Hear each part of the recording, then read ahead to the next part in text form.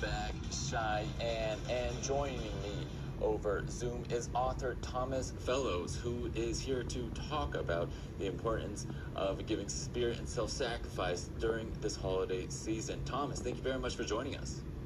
Yes, Matt, thanks so much for having me. I appreciate it.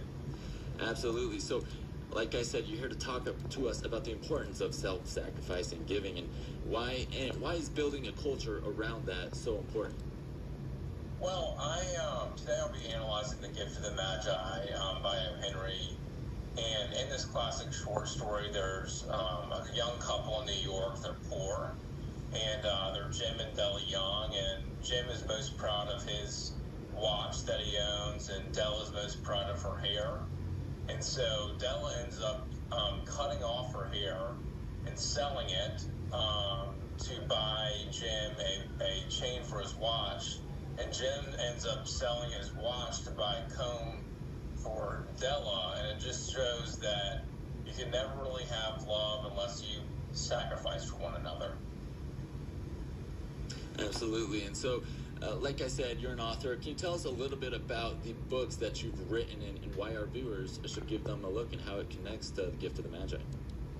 Well, I would say the number one quote that surrounds all my books is a quote by Martin Luther King Jr. where he says, "As long as there is poverty in the world, I'll never be rich. As long as diseases are rampant, I'll never be totally healthy. I'll never be what I ought to be until you are what you ought to be." They're really about making yourself a better person, and once you become a better person, you'll be more successful in the workplace as well. Bill McDermott, who has mentored me through the years, has taught me that nice guys don't finish last, they finish first. And Bill McDermott is the current CEO of ServiceNow, and he made $165 million last year, and he came from the lower middle class. And you just mentioned Martin Luther King Jr., and he's been an inspiration to, of course, you and many others.